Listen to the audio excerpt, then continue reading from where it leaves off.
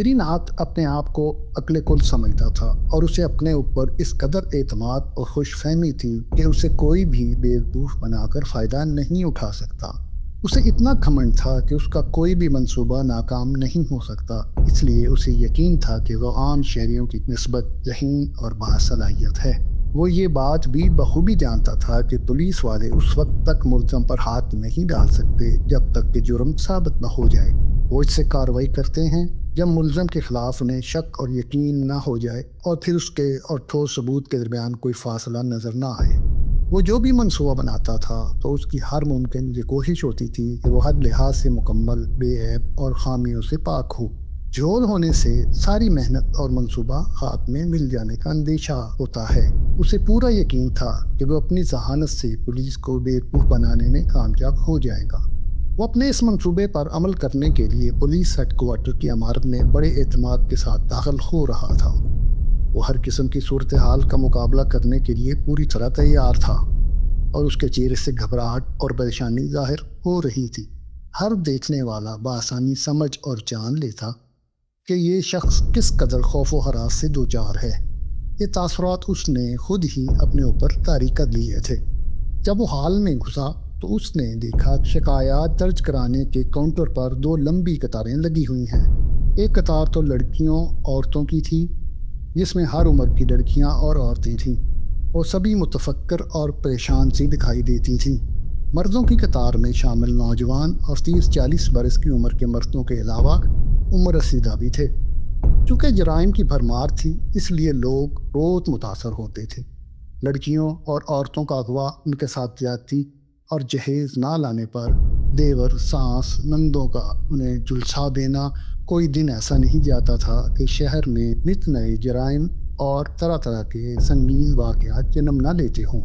تھانوں میں چونکہ اس وقت تک کوئی کارروائی عمل میں نہیں آتی جب تک عملے یا ایس ایچ او کی مٹھی گرم نہ کر دی جائے، اس لیے لوگ مجبور اور پریشان ہو کر پولیس ہیڈ کوارٹر کا رخ کرتے تھے۔ حال میں نہ صرف باوردی وومن پولیس بلکہ مرد بھی کھڑے ہوئے تھے۔ اس نے محسوس کیا کہ جیسے وہ سب کی نظروں کا مرکز بن گیا ہے اور سبھی اسے تعجب خیز نظروں سے دیکھے جا رہے ہیں۔ وہ انہیں اپنی طرف متوجہ پا کر دل ہی دل میں بہت خوش ہوا تھا۔ اس کے لیے یہ بڑی دلچسپ بات تھی کہ وہ پولیس والوں کو ان کے ہیڈ کوارٹر میں بیوقوف بنانے آیا تھا۔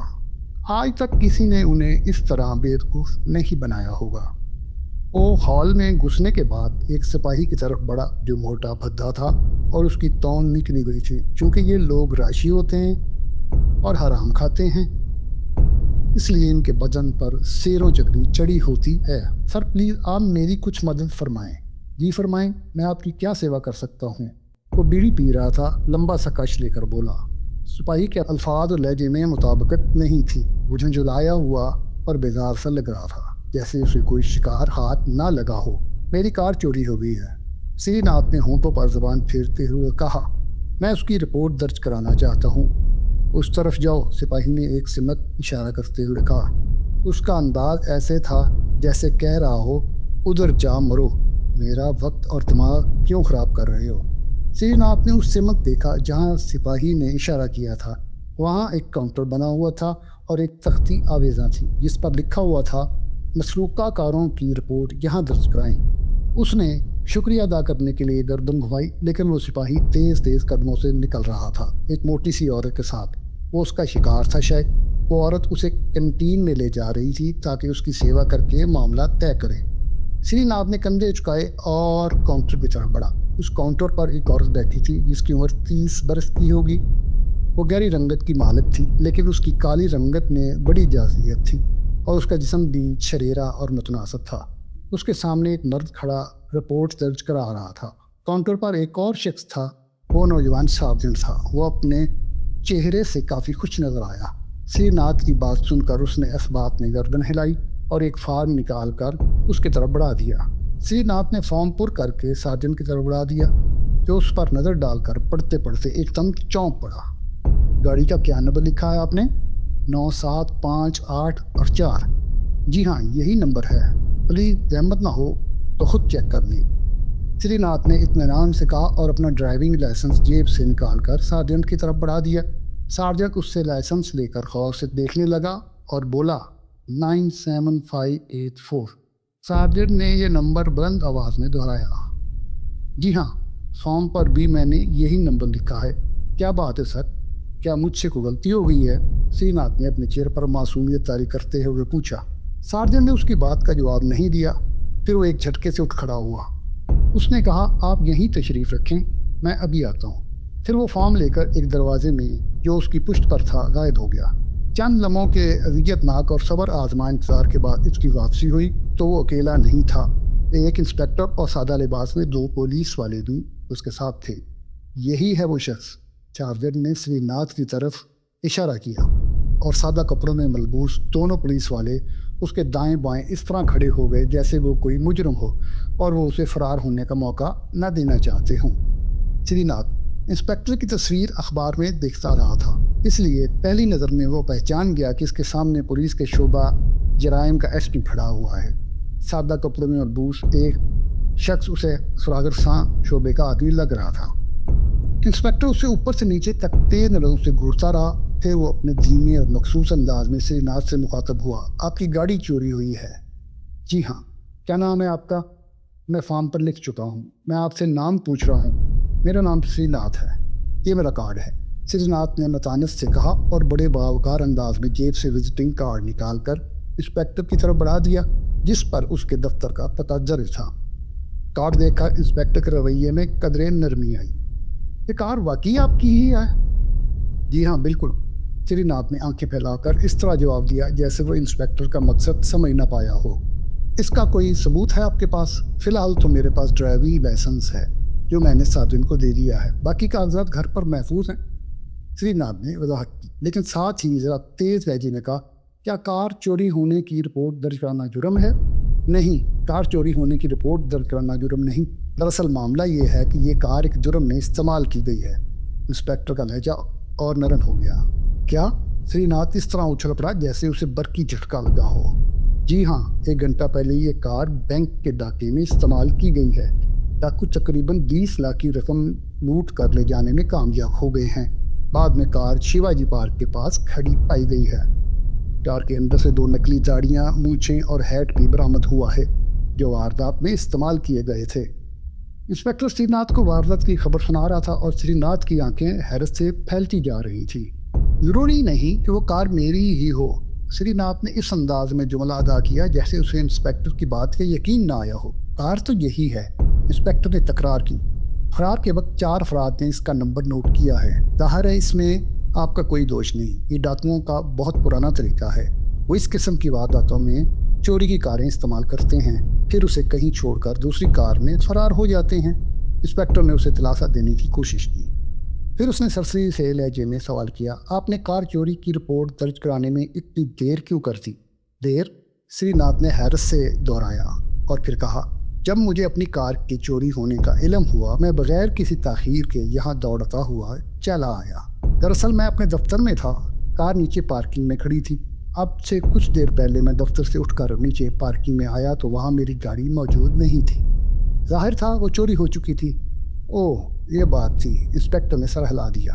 श्रीनाथ ने उसके चेहरे पर निगाहें मरकूज करके गहरी सांस लेते हुए कहा, बहरहाल मैं बहुत शर्मिंदा हूँ, कसूर मेरा भी है। अगर मैं गाड़ी को मकफल करना भूल न जाता तो डाकू अपने मकसद में हरगिज़ कामयाब न होते। ये अल्फाज अदा करते वक्त उसके चेहरे पर नदामत की सुर्खी थी। खैर, अगर आपकी कार लाख होती तो वो कोई और गाड़ी चुरा लेते, क्योंकि गाड़ियों की कमी है क्या, और इनके लिए किसी भी गाड़ी का ताला तोड़ना बाएं हाथ का खेल होता है। इंस्पेक्टर ने मुस्कुरा कर कहा, बहरहाल कार पार्क हिल्स के थाने में खड़ी है। कार हासिल करने के लिए आपको वहीं जाना होगा। इस तकलीफ के लिए हम आपसे शर्मिंदा हैं। गोया इंस्पेक्टर को श्रीनाथ की शराफत और मासूमियत पर पूरा यकीन आ गया था।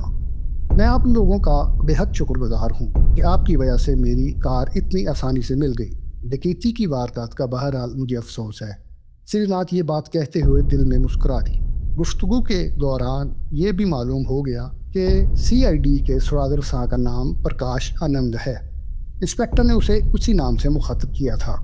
उसकी उम्र 44 बरस से ज़्यादा थी। पस्ता का निकली हुई तौंद वाला भद्दा सा ये शख्स गहरी नज़रों से गुफ्तगू के दौरान मुसलसल श्रीनाथ का जायजा लेता रहा था।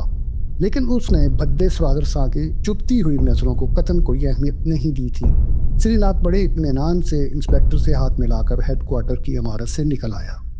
انسپیکٹر کی طرف سے معذرت کے الفاظ سن کر اسے بڑی تسکین ہوئی تھی۔ خوشی کے باعث اس پر خفیف سی کپکپاہٹ طاری ہو گئی۔ اسے یقین نہیں آیا تھا کہ وہ شہر کے مرکز میں ایک بینک کو تنہا لوٹنے اور پولیس کی آنکھوں میں دھول جھونکنے میں پوری طرح کامیاب ہو گیا تھا۔ اس کے منصوبے کا دوسرا اور آخری حصہ بھی کسی پریشانی کے بغیر پایہ تکمیل تک پہنچ گیا تھا۔ پیشہ ور مجرموں کی طرح سری ناتھ نے پولیس کو بیوقوف سمجھنے کی غلطی نہیں کی تھی، لیکن ان میں واقعی کچھ لوگ بیوقوف ہوتے ہیں۔ اسے معلوم تھا اسے محکمے میں چند افراد ایسے بھی موجود ہیں جو بے انتہا ذہین ہیں، خاص طور پر سوادر صاحب پرکاش آنند، لیکن سری ناتھ اسے بھی جل دینے میں کامیاب ہو گیا تھا۔ اس نے پارک ہل جانے کے لیے ٹیکسی لی اور بڑے آرام و سکون سے اس کی پی سیٹ پر بیٹھ گیا۔ پولیس ہیڈ کوارٹر سے پارک ہلز کافی فاصلے پر واقع تھا۔ سری ناتھ نے جیب سے پیکٹ نکال کر ایک سگریٹ سلگائی اور ان واقعات کے بارے میں سوچنے لگا جو چند گھنٹے پہلے رونما ہوئے تھے۔ سری ناتھ کا دفتر اشوک بلڈنگ میں واقع تھا۔ یہ کمرشل پلازا تھا جس میں زیادہ تر وکیلوں، ڈاکٹروں، بروکروں اور دیگر پیشہ ور افراد کے دفاتر تھے۔ وہ بھی بروکر تھا۔ اپنے پیشے میں ناکامی کی وجہ شاید اس کی ناتجربہ کاری تھی یا پھر اس بحران سے نمٹنے کے لیے سرمایہ کی کمی تھی۔ اس نے کاروبار کا آغاز بھی خاصی رقم سے کیا تھا۔ 4 لاکھ میں اس کی پتنی کی 1 لاکھ کی رقم بھی شامل تھی، لیکن وہ یہ رقم گنوا بیٹھا تھا۔ لیکن اسے اپنی رقم ضائع ہونے کا اتنا افسوس اور دکھ نہیں تھا جتنا بیوی کی رقم برباد ہونے کا تھا۔ اس کی پتنی جو کفایت شعار تھی، اس نے یہ رقم جانے کب سے اور کس طرح سے پس انداز کی ہوئی تھی، مشکل وقت پڑنے پر استعمال کے لیے دی تھی، لیکن اس نے چند سودوں میں وہ رقم داؤ پر لگا دی اور یوں اس رقم سے محروم ہو گیا۔ یہ سب کچھ صرف 2 دن پہلے ہوا تھا۔ گزشتہ رات وہ یہی سوچتا رہا تھا کہ وہ اس مشکل سے کیسے نجات حاصل کرے۔ پہلے اس نے سوچا کہ ان حالات سے اپنی پتنی کو آگاہ کر دے، لیکن وہ اپنے اندر یہ ہمت پیدا نہ کر سکا۔ اس نے پتنی کو وچن دیا ہوا تھا کہ وہ اس کی رقم کو کبھی کسی عام کاروبار میں استعمال نہیں کرے گا، لہٰذا وہ اس پر وشواس کرے۔ اپنی طرف سے اس نے کسی قسم کی بدبیانتی نہیں کی تھی۔ اگر وہ کامیاب ہو جاتا تو اسے دگنی رقم ہاتھ لگتی، لیکن اسے زبردست نقصان کا سامنا کرنا پڑا۔ وہ پتنی کے اعتماد کو مجروح نہیں کرنا چاہتا تھا۔ اسے یہ محسوس ہو رہا تھا کہ اس نے جیسے اپنی پتنی کی رقم چرائی ہو۔ پتنی کے قرضے کا بوجھ اس کے ذہن پر اتنا زیادہ تھا کہ اس نے خودکشی کرنے کے بارے میں بھی سنجیدگی سے سوچا تھا۔ پھر اس نے سوچا کہ یہ بزدلی ہے جو اس جیسے مرد کو شوبہ نہیں دیتی۔ آخرکار اپنا تجزیہ کر کے وہ اس نتیجے پر پہنچا کہ وہ بزدل ہرگز نہیں ہے، بلکہ زیادہ ہی باہمت اور حوصلہ مند ہے۔ اپنی ہمت اور حوصلے پر ضرورت سے زیادہ اعتماد ہی تو تھا جس نے اسے کاروبار میں کامیابی کی بجائے ناکامی سے دوچار کر دیا تھا۔ کاروبار کی دنیا میں مختصر سے تجربے نے اسے سکھا دیا تھا کہ لوگ دوسرے پیشوں کی طرح اس میں بھی بڑے جوئے کھیلتے ہیں۔ اس کے سامنے کئی ایسی مثالیں موجود تھیں کہ کوڑی کوڑی کو محتاج ہونے والے بروکر اپنی ہمت کے بل پر ایک ہی سودے کے ذریعے کامیابی کی منزلیں طے کر لیتے ہیں۔ یہ منصوبہ اس وقت سری ناتھ کے ذہن میں آیا جب وہ بینک میں اپنی آخری پونجی کا ایک چیک کیش کرانے گیا تھا۔ جب وہ کیشیئر کی کھڑکی پر پہنچا تو اس نے دیکھا کہ کیشیئر ایک اکاؤنٹ ہولڈر کو کسی چیک کے بارے میں بتا رہا تھا۔ اس کا لہجہ تیز و تند تھا۔ سری ناتھ نے ارد گرد دیکھا کہ بینک کا عملہ ان کی تکرار کے شورغل سے بے نیاز اپنے کام میں مصروف تھا۔ اچانک ایک خیال اس کے ذہن میں کوندا۔ جب وہ کیشیئر کی کھڑکی کے قریب ہوا تو کیشیئر کے دائیں طرف رکھی ٹرے میں نوٹوں کی گڈیاں دیکھ کر اس کا ارادہ یقین میں بدل گیا۔ بینک کے ملازمین اتنے ہی مصروف ہیں کہ کسی گاہک سے کیشیئر کا جھگڑا ان کی توجہ مبذول نہیں کرا سکا، تو کسی اور معاملے کی طرف دھیان دینے کی ضرورت بھی نہیں ہوگی۔ سری ناتھ نے یہ بھی سوچا کہ یہاں اس کے لیے بینکوں کے مقابلے میں زیادہ آسانیاں موجود ہیں۔ اس نے بڑے اطمینان سے بینک کے پورے ماحول اور کیشیئر کی ایک ایک حرکت کا جائزہ لیا۔ جب بھی کوئی چیک کیشیئر کے پاس آتا تو وہ سر جھکا کر اسے غور سے دیکھتا، جمع کرانے کی رسید کا جائزہ لیتا اور پھر پاس بک پر ایک نظر ڈالتا، پھر اس کے بعد اس شخص کی طرف متوجہ ہوتا۔ سری ناتھ نے سوچا کہ جب کیشیئر کو اس کی طرف اور اسے کھڑکی پر کھڑے آدمی کے ہاتھ میں پستول نظر آئے گا جس کا رخ اس کی طرف ہو تو معاملہ زیادہ مشکل نہیں ہوگا۔ اس کا ذہن تیزی سے کام کر رہا تھا۔ ڈاکے کے بعد دوسرا مرحلہ فرار کا تھا۔ خاص طور پر بڑے بینک میں جہاں کافی تعداد میں لوگ جمع ہوں، وہاں آسانی سے لوگوں کے درمیان سے ہوتے ہوئے گزرا جا سکتا تھا۔ बैंक का सिक्योरिटी स्टाफ बैंक में मौजूद इतने बहुत से लोगों की मौजूदगी में गोली चलाने की हिमाकत नहीं करेगा। उसने सोचा अगर बैंक से बाहर पुलिस वाले से मडभीड़ हो गई तो सूरत हाल खतरनाक हो सकती है। उसने अखबारात में डकैती की वारदातों के बारे में पढ़ा था कि डाकू डाका डालने के लिए एक कार चोरी करते हैं, फिर वारदात के बाद कहीं छोड़कर दूसरी गाड़ी में मुंतकिल हो जाते हैं। डाके के अलावा श्रीनाथ कार चुराने का खतरा लेने की हिम्मत नहीं कर सका। उसे ये भी डर था कि कहीं मसरूका कार ऐन वक्त पर जवाब दे जाए और वो महज इस वजह से धर लिया जाए। उसके पास जो कार थी उसे उस पर भरपूर विश्वास था। कोई अहमद ही किसी वारदात में अपनी कार इस्तेमाल कर सकता था। श्रीनाथ सोचता रहा, उसके सिवा कोई चारा नहीं था। कार की नंबर प्लेट बदली जा सकती थी। इस किस्म की बातें सोचते सोचते अचानक एक नया और अछूता ख्याल उसके जहन में जन्म लेने लगा। पुलिस को इस बात का यकीन होता है कि डाकू वारदात के लिए अपनी कार इस्तेमाल नहीं करते। ये अपने पैरों पर कुल्हाड़ी मारने वाली बात होगी। इस किस्म की मसरूका कारें बाद में कहीं छोड़कर फरार हो जाती हैं। श्रीनाथ ने सोचा कि वो पुलिस के इस यकीन से फ़ायदा उठाएगा। कार की रिपोर्ट लिखवाने के बाद उसी कार को अपने मकसद के लिए इस्तेमाल करेगा। इस तरह पुलिस कभी उस पर शक नहीं करेगी। वो ये साबित करने में कामयाब हो जाएगा कि वो डाके के वक्त चाय वारदात पर मौजूद नहीं था। काफ़ी सोचो विचार के बाद वो मुतमिन हो गया कि उसका मंसूबा कामयाब होगा। अब उसने फ़ौरन उस पर अमल दरामद के बारे में सोचना शुरू कर दिया। उसने हर मामले में बड़ी एहतियात से काम लिया था। 2 दिन बाद जब वो अपनी गाड़ी में बैंक की तरफ डाकी गरज से रवाना हुआ तो उसे अपनी कामयाबी का 100% यकीन था। अलबत्ता उसने अपने मंसूबे में इतनी तरमीम ज़रूर कर ली थी कि अब वो वारदात से पहले नहीं, वारदात के बाद कार की चोरी की रिपोर्ट दर्ज कराएगा। नौजवानी के ज़माने में श्रीनाथ ने बहुत सारे ड्रामों में हिस्सा लिया था। वो तजर्बा उसके काम आने वाला था। उसने एक दुकान से भूरे रंग की नकली दाढ़ी, मूछें, स्याह रंग का चश्मा और एक हैट खरीदा जो क्रिकेट के खिलाड़ी पहनते थे, और अब क्रिकेट का हर शदाई भी उसे पहने नजर आता था। ये हुलिया उसके चेहरे को काफ़ी हद तक बदल चुका था। पिस्तौल भी उसके पास था जो उसने एक पुल के नीचे से खरीदा था। वहाँ हर चीज़ मिल जाती थी, जैसे हेरोइन, चर्स, नशा आवर, इंजेक्शन वगैरह। उसके पास तकरीबन तमाम तैयारियां मंसूबे के मुताबिक मुकम्मल थीं। वो अपनी पत्नी को उसकी मासी के यहाँ चंद दिनों के लिए भेज देगा। उसकी पत्नी की मासी उसके घर से 30 मील दूर एक कॉलोनी में रहती थी। वो उस रोज़ सुबह को लोकल ट्रेन से उस कॉलोनी की तरफ रवाना हो गई थी। पत्नी की घर में गैर मौजूदगी इसलिए भी ज़रूरी थी कि श्रीनाथ डाके की रकम घर में छुपाना चाहता था।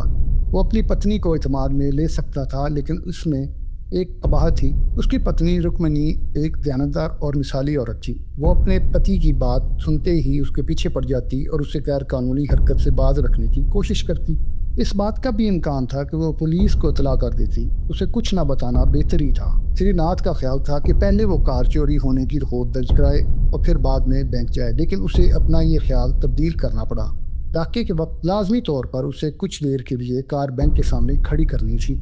उसने सोचा इस दौरान अगर किसी पुलिस गश्ती कार का वहाँ से गुजर हुआ तो उसके किए किराए पर पानी फिर जाएगा। वारदात के लिए उसने दोपहर के वक्त का इंतखाब किया था। उस वक्त बैंक बंद होने वाला होता था। थका हुआ अमला अपने कामों में ज़्यादा तनदही से मसरूफ़ होगा। लोगों का रश भी अपने अरूज पर होता है। उसने इस बात का ख्याल रखा था कि दफ्तर में किसी को उसकी गैर हाजिरी का ख्याल ना आ सके। उसने बड़ी एहतियात बरती थी। दफ्तर से निकलने के लिए उसने अकबी तरफ की इमरजेंसी सीढ़ियाँ इस्तेमाल की थी। उसकी जेब में एक चेक भी था जिसे उसने तय करके रख लिया था। श्रीनाथ डाके के लिए एक दूर दराज बैंक का इंतखाब किया था क्योंकि उसके वहाँ पहचाने जाने का इम्कान नहीं था। इसके अलावा भी हर लिहाज से ये बैंक उसके लिए सूदमंद था और एक बेहतर इंतखाब था।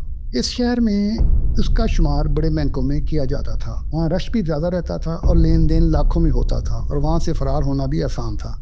एक पार्क के नज़दीक सुनसान जगह पर उसने गाड़ी पार्क की और बड़े मोहतात अंदाज से गिरदोपेश का जायज़ा लिया। जब उसे यकीन हो गया कि उसकी तरफ कोई मुतवज्जा नहीं है तो उसने नकली दाढ़ी मूछें निकाली और कार के अंदर लगे आईने में देखते हुए उन्हें गूंद के जरिए चेहरे पर चिपका लिया।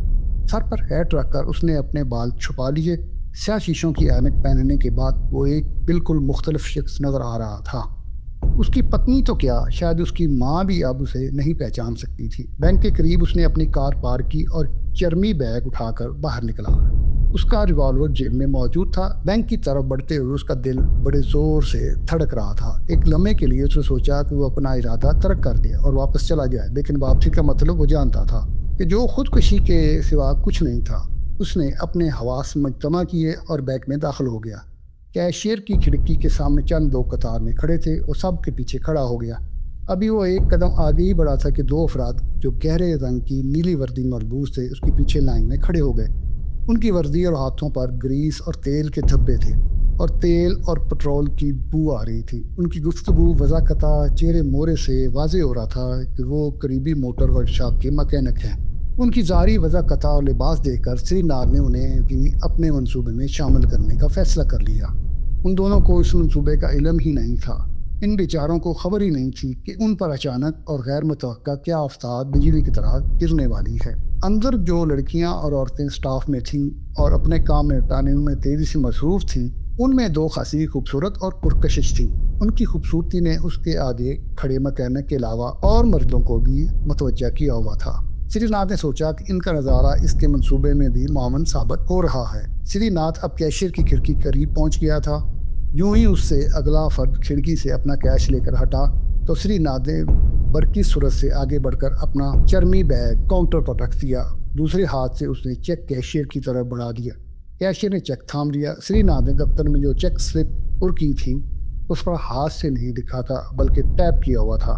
श्रीनाथ ने चेक स्लिप पर जो इबारत टाइप की थी वो ये थी, मिस्टर कैशियर, अगर तुम जिंदा रहने की ख्वाहिश रखते हो तो नोटों वाली ट्रे मेरी तरफ गैर महसूस अंदाज से फौरन सरका दो और गूंगे बने बैठे रहो। कैशियर चेक की इबारत पढ़ रहा था। इस दौरान श्रीनाथ ने पिस्तौल निकाल लिया। चेक पर टाइप की हुई इबारत पढ़ते ही कैशियर का चेहरा जर पड़ गया और सफ़ेद होता चला गया और उसके हाथ से चेक छूटते बचा। उसने सर उठाकर हांगकांग की तरह देखा तो उसके सामने खिड़की के पास खड़े हुए शख्स के हाथ की गिरफ्त में दबे हुए पिस्तौल की नाल अपनी तरफ झांकती हुई नजर आई। उसे ऐसा लगा था कि पिस्तौल की नाल उसे फरिश्ता अजल की तरह घूर रही है। उसके चेहरे पर पसीना फूट पड़ा था। कैशियर ने बदहवासी के आलम में इधर उधर देखा। बैग की ओट में किसी को पिस्तौल नजर नहीं आ सकता था। हर शख्स अपने अपने काम में ऐसा मसरूफ था जैसे उसे सर खुजाने की फुर्सत तक ना हो। श्रीनाथ ने कैशियर को परेशान देखकर पिस्तौल का सेफ्टी कैच खींच लिया था। वो इस अंदाज में मुखातब हुआ जैसे अपने पीछे खड़े हुए साथियों को हुक्म दे रहा हो, जो भी कोई गड़बड़ करे इसे बिला तामल छूट कर देना, खा वो औरत ही क्यों ना हो। उसने ये अल्फाज सरगोशी में इतनी आहिस्तगी से अदा किए कि कैशियर के सिवा किसी और के कानों तक ये आवाज़ नहीं पहुंच सकी। कैशियर का राह सा हौसला भी जवाब दे गया। उसे यकीन हो गया कि इस शख्स के पीछे खड़े हुए दो आदमी लीड डाकू के साथी हैं। उसने ये भी देख लिया कि बैंक में कोई भी उनकी तरफ मुतवज्जा नहीं है। कैशियर ने दरस्ते हाथों से नोटों की गड्डियों से भरी ट्रे आगे बढ़ा दी। श्रीनाथ ने फुर्ती से नोटों की गड्डियां बैग में डाली और तेजी से बैंक के दरवाजे की तरफ बढ़ गया। पिस्तौल अभी तक उसके हाथ में था। जैसे ही वो खिड़की से हटा, कैशियर ने एकदम से शोर मचा दिया, पकड़ो डाकू, पकड़ो डाकू, इन दोनों आदमियों को पकड़ो। बैंक में काफ़ी लोग मौजूद थे और जिन लोगों ने श्रीनाथ को कैश खिड़की से हटते देखा तो उन्हें श्रीनाथ का पिस्तौल भी नजर आ गया था। हर किसी को अपनी जान प्यारी थी। वो उसे दहशतज़दा होकर देखने लगे थे। कैशियर की आवाज़ सुनते ही बैंक में भगदड़ मच गई थी। श्रीनाथ ने पिस्तौल वाला हाथ अपनी जेब में डाल लिया था। इससे पहले कि इस हादसे की नौयत किसी की समझ में आती, वो बैरूनी दरवाजे के करीब पहुंच चुका था। बैंक की इमारत से बाहर निकलते ही श्रीनाथ पूरी कुव्वत से कार की तरफ दौड़ा। मैदान साफ था और वहाँ गार्ड भी नहीं थे। वो उसके लिए इत्तफाक था। गाड़ी का दरवाज़ा बंद करते वक्त उसने दूसरे गियर में डाल दिया था। उसने गाड़ी स्टार्ट की और जब तक लोग उसके पीछे बैंक से बाहर आते, वो बड़ी सड़क से ट्रैफिक के हजूम में गुम हो गया। उसकी बदकिस्मती थी कि अगले चौराहे पर पहुंचते पहुंचते ट्रैफिक की सुर्ख बत्ती जल उठी। उसे मजबूरन रुकना पड़ा। बाएं तरफ मुड़ने के लिए थोड़ी सी जगह थी, लेकिन इतनी भी नहीं थी कि कार गुजर सकती। अगर उसके आगे खड़ी कार थोड़ी सी सरक जाती तो वो आसानी से गुजर सकता था। जब तक सुर्ख बत्ती रोशन रहती, अगली कार के निकलने का सवाल ही पैदा नहीं होता। श्रीनाथ के लिए एक एक लम्हा कीमती था। उसने होंठ भेजकर कार को तीसरे गियर में डाला और पूरा एक्सीलेटर दबाकर अगली कार का बम्पर टेढ़ा कर दिया। वो एक झटके से कई फुट आगे बढ़ गई। श्रीनाथ ने तेजी से स्टीयरिंग घुमाया और बाएं तरफ घूम गया। आगे 3 चौराहों की सुर्ख बत्तियां उसकी राह में रुकावट नहीं बने और तेजी से जायवाद से दूर होता चला गया और उसने अब भी आईने में देखने की जहमत की नहीं थी। आखिरकार वो तेज रफ्तारी से गाड़ी को दौड़ाता हुआ एक तंग सी गली में घुस गया। 2-4 मोड़ काटने के बाद उसने अपनी कार की रफ्तार आहिस्ता कर ली, क्योंकि अब वो अपने घर के करीब पहुंच चुका था। اس کا گھر گلی کے آخری سرے پر واقع تھا۔ مکانوں کے عقبی حصے میں باورچی خانہ تھا جس کی کھڑکی گلی کی طرف کھلتی تھی۔ وہ آتے وقت کھڑکی کی چٹکنی لگا کر نہیں آیا تھا۔ اس نے جیب سے پستول نکال کر بیگ میں ٹھونسا، کار سے اترا، پھر جلدی سے بیگ کھڑکی کے راستے باورچی خانے میں پھینکا۔ کھڑکی کے پٹ برابر کر کے وہ واپس کار میں آ گیا۔ اس نے پہلے ہی اس بات کا اچھی طرح سے اطمینان کر لیا تھا کہ کوئی اس کی حرکات و سکنات کو دیکھ تو نہیں رہا ہے۔ واپس آ کر اس نے کار موڑی اور اطمینان کا سانس لیتے ہوئے نیشنل پارک کی طرف روانہ ہو گیا۔ ایک سنسان سی جگہ منتخب کر کے اس نے جھاڑیوں کی اوٹ میں گاڑی کھڑی کی۔ اس نے داڑھی نیچے ہیٹ اور چشمہ اتار کر پچھلی سیٹ پر رکھ دیا۔ پھر اس نے کار میں رکھی ہوئی پانی کی بوتل نکالی، رومال گولا کر کے اپنا چہرہ بھی اچھی طرح صاف کیا اور سائیڈ آئینے میں اپنی شکل دیکھی۔ پھر وہ بڑے اطمینان سے ٹہلتا ہوا ٹیکسی کی تلاش میں مین روڈ پر آ گیا۔ ابھی وہ چند قدم طے کر کے بڑھا تھا کہ اسے پولیس کی گاڑیوں پہ سائرن سنائی دیے۔ اتفاق کو خالی ٹیکسی نظر آئی تو اسے روک کر اس نے بیٹھ گیا۔ شری ناتھ پہلے کی طرح عقبی سیڑھیوں کے ذریعے اپنے دفتر پہنچا، پھر عام راہداریوں سے گزرتا ہوا لفٹ کے ذریعے نیچے پہنچا۔ تھوڑی سی دیر کے بعد واپس آ کر اس نے دفتر میں شور مچا دیا کہ اس کی کار چوری ہو گئی ہے۔ دفتر کا عملہ اس کے گرد جمع ہو گیا۔ اس کے مینیجر چودھری کشن لال نے اسے مشورہ دیا، آج ابھی اور اسی وقت اپنی کار کی گمشدگی کی اطلاع پولیس کو دے دیں۔ پولیس ہیڈ کوارٹر کیوں نہ فون کر کے رپورٹ کر دیں؟ نہیں، انہوں نے اس کی بات کاٹی۔ آپ خود چلے جائیں کیونکہ پولیس فون کی رپورٹ پر فوری کارروائی نہیں کرتی ہے۔ وقت ضائع مت کریں، ٹھیک ہے؟ شری ناتھ پریشانی سے ہاتھ ملتے ہوئے بولا، میں رپورٹ کرانے جا رہا ہوں، اگر کوئی میرے متعلق پوچھنے آئے تو بتا دینا، آپ کسی بات کی چنتا نہ کریں۔ اس نے دفتر کی لڑکیوں اور مردوں کی آوازیں سنی۔ دفتر کا عملہ اس کی پریشانی میں برابر کا شریک لگ رہا تھا۔ وہ ان سے رخصت ہو کر پولیس اسٹیشن کی طرف روانہ ہو گیا۔ پولیس اسٹیشن کی عمارت میں داخل ہوتے وقت اسے خود اپنے آپ پر گھبراہٹ طاری کرنے کی ضرورت نہیں تھی، یہاں کے افسر کو واردات کا علم ہو چکا تھا۔ وائرلیس یا موبائل فون کے ذریعے اس کی انسپیکٹر سے ملاقات کے بارے میں بھی معلوم ہو چکا تھا۔ اس نے وہی کہانی جرائی جو اس نے انسپیکٹر کو سنائی تھی۔ اس نے کہا کہ منتقلی کی رسید پر دستخط کیے اور اپنی کار لے کر پولیس اسٹیشن سے نکل گیا۔ جب وہ گاڑی فاتحانہ انداز سے چلاتے ہوئے گھر کی طرف جا رہا تھا تو اس کا دل کہکہے لگانے کو چاہ رہا تھا۔ وہ بہت خوش تھا۔ انسپیکٹر نے اسے بتایا تھا کہ ڈاکٹر 26 لاکھ کے نوٹ لے گئے تھے۔ اسے خود گننے کی مہلت نہیں ملی تھی۔ اس نے سوچا پتنی کو 1 لاکھ کی رقم دے دے گا، دوست نے لی تھی، اور مزید 25,000 منافع کہہ کر بھی ادا کر لے گا، باقی رقم اپنا کاروبار مستحکم کرنے کے لیے کافی ہوگی۔ اسے معلوم تھا کہ کامیابی کا نشہ اترنا شروع ہوگا اور اس کے تنے ہوئے اعصاب اپنی اصلی ثابتہ حالت میں آ جائیں گے تو اسے خاصی تکلیف محسوس ہوگی۔ ہو سکتا ہے وہ اپنی بے تابی پر قابو نہ پا سکے۔ پھر اس نے فیصلہ کیا کہ وہ پتنی کو شملہ یہ کہہ کر لے جائے گا کہ اس سے کاروبار میں بے اپنا فائدہ ہوا ہے۔ وہ دوسرا ہنی مون منائے گا۔ اس کی شادی کو 7 برس کا عرصہ ہو چکا تھا۔ وہ اسے یہ کہہ کر فریب دے گا کہ ان 7 برسوں کے بعد بھی وہ نہایت حسین اور نوجوان دوشیزہ لگ رہی ہے۔ وہ اس کے دامے فریب میں آ جائے گی۔ عورت چونکہ اپنی تعریف سن کر بہت خوش ہوتی ہے، لہذا اس کی سیدھی سادی پتنی بھی بہت خوش ہو جائے گی۔ اس کے خیال نے اس نے یہ عقل مندی اور زور اندیشی سے کام لیا تھا کہ اپنی پتنی کو کچھ دن کے لیے اس کی ماسی کے ہاں بھیج دیا تھا، اور نہ اس کی موجودگی میں کلاہ کوشش کے باوجود اپنی کیفیت نہیں چھپا سکتا تھا۔ اس کی غیر معمولی کیفیت کو فوراً تاڑ لی تھی۔ پھر اسے 23 سوالوں کے جواب دینے پڑتے۔ جب تک وہ لوٹ کر آئے گی تب تک معاملہ سر پڑ چکا ہوگا۔ یہ سوچتے ہوئے شری ناتھ سے کار گیراج میں کھڑی کی اور تقریباً تیزی سے لپکتا ہوا گھر کے دروازے کی طرف بڑھا۔ وہ جلد سے جلد اس دولت تک پہنچنا چاہتا تھا جسے حاصل کرنے کے لیے اس نے اپنی جان، وقار اور عزت داؤ پر لگا دی تھی۔ کوئی اس رقم کو کسی محفوظ جگہ چھپا دینا چاہتا تھا۔ اس بیگ میں اس کا خستور بھی تھا، اس کے بارے میں اس کی پتنی کو علم نہ تھا۔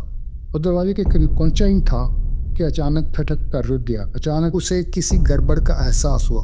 دروازہ تھوڑا سا کھلا ہوا تھا، اندر اسے اس کی پتنی کی باتیں کرنے کی آواز آ رہی تھی۔ شاید وہ کسی وجہ سے لوٹ آئی ہوگی۔ شری ناتھ نے سوچا کہ اس کی پتنی کس سے باتیں کر رہی ہے۔ دوسری آواز کسی مرد کی تھی۔ وہ پریشان ہو گیا۔ اسے خیال آیا کہ وہ واپس پلٹ گیا اور کسی جگہ سے فون کر کے پتنی سے معلوم کرے کہ اس کے ساتھ گھر میں کون مرد ہے۔ اس سے پہلے کہ وہ اپنے خیال پر عمل کرتا، اس کی پتنی خود دروازے پر آ گئی۔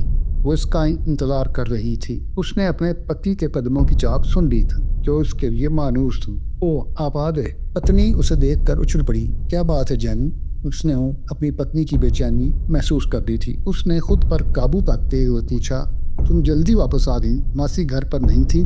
پڑوسن نے بتایا کہ وہ پونا گئی ہوئی ہیں، بتا کر نہیں گئی تھی کہ کب واپس آئیں گی، اس لیے میں نے سوچا گھر واپس چلی جاؤں۔ بات ہی کچھ پریشانی والی ہے، پتنی نے جواب دیا۔ میری جگہ تم بھی ہوتے تو پریشان بھی رہتے، تم کچھ پریشان لگ رہی، آخر ہوا کیا ہے؟ سیر ناگ نے پوچھا۔ اس کا دل تیزی سے دھڑکنے لگا تھا۔ اندر آؤ، میں تمہیں بتاتی تھی، پتنی نے سرگوشی نے کہا، اور اس کا لہجہ سیر ناگ کو بڑا پراسرار سا لگا۔ پھر اس کی پتنی نے اس کا ہاتھ پکڑ لیا اور اسے اندر کھینچا۔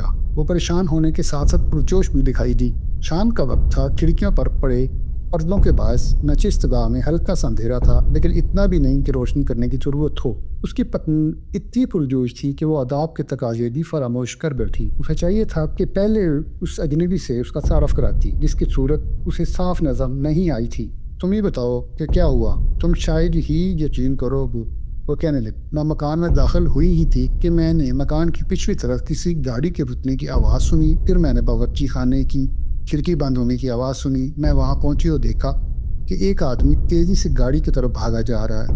یہ جلدی سے کار میں روانہ ہو گیا۔ اس کی داڑھی اور لمبے نیچے صاف دکھائی دے رہی تھی۔ اس نے سیاہ چشمہ لگایا ہوا تھا۔ اس نے بالکل تمہارا جیسا لباس پہنا ہوا تھا، رنگ بھی یہی تھا۔ سیر ناگ کو ایسا محسوس ہوا کہ جیسے بھونچال آ گیا ہو، پیروں تلے زمین کھسک رہی ہو، در و دیوار جھول رہی ہوں۔ پتنی کے الفاظ اس کے کانوں میں گرم گرم سے شیشے کی طرح پگھل رہے ہوں۔ وہ مزید کچھ سننا نہیں چاہتا تھا، لیکن پتنی کو چپ کرانا آسان نہیں تھا۔ وہ باتونی تھی، اس کا دل بری طرح دھڑک رہا تھا۔ میں نے باورچی خانے کی کھڑکی کھلنے کی آواز سن لی تھی، اس لیے باورچی خانے میں جانا ضروری تھا کہ کہیں بلی تو کسی چیز پر کودی نہ ہو۔ میں نے دیکھا کہ باورچی خانے کے فرش پر چرمی بیگ پڑا ہوا تھا۔ پتہ اس نے کیا تھا؟ کرنسی نوٹ، بڑے بڑے اور چھوٹے چھوٹے نوٹوں کی گڈیاں، ان کے اوپر ایک پستول بھی تھا۔ ڈیئر، تم یقین کرو، خوش ہونے کے بجائے میری ٹانگیں کانپ رہی تھیں۔ سری ناگ نے دیکھا کہ یہ باتیں کرتے ہوئے بھی اس کی پتنی کی ٹانگیں کانپ رہی ہیں۔ اس کے جسم پر بھی کپکپاہٹ طاری ہو رہی تھی۔ اس نے خود پر قابو پانے کی جدوجہد کی اور اپنے حواس یکجا کیے۔ پھر اس نے اجنبی کی موجودگی کو نظر انداز کرتے ہوئے پوچھا، پھر کیا ہوا؟ میں نے پولیس کو فون کیا تو پولیس نے یہاں پہنچنے میں دیر نہیں لگائی۔ میں نے اسے سب کچھ بتا دیا اور اپنا بیان بھی لکھوا دیا۔ باقی لوگ رقم کا بیگ لے کر چلے گئے، لیکن یہ صاحب، ان کا نام مجھے یاد نہیں رہا، وہ ابھی تک یہاں بیٹھے ہیں۔ ان کا کہنا ہے کہ وہ تم سے مل کر ہی جائیں گے۔ سری ناگ نے اس شخص کی طرف دیکھا اور چند لمحے سے دور رہا۔ اچانک جیسے اس کے پیروں سے جان نکل گئی۔ اٹھ کر اس کے قریب آیا تو سری ناگ نے اسے پہچان لیا۔ یہ وہی چھوٹے قد کا موٹا اور بھدا سوداگر صاحب پرکاش آنند تھا، جس سے اس کی ملاقات پولیس ہیڈ کوارٹر میں ہوئی تھی۔ وہ اپنی جیب سے ہتھکڑی نکال کر مسکرایا۔ جب آپ کی پتنی نے پولیس ہیڈ کوارٹر فون کیا، اس وقت میں انسپکٹر کے پاس بیٹھا تھا۔ مجھے آپ کا نام یاد ہے۔ سری ناگ نے خاموشی سے اپنے ہاتھ آگے بڑھا دیے۔ اس کی پتنی حیرت سے آنکھیں پھاڑے اسے عسکریاں لگتے دیکھ رہی تھی۔ اس نے جو منصوبہ بڑی ذہانت سے بنایا تھا، جسے اپنی ہمت اور لطف سے پایا تکمیل تک پہنچایا تھا، اس ذہانت کو اس کی بیانگر پتنی میں خاک میں ملا دیا تھا۔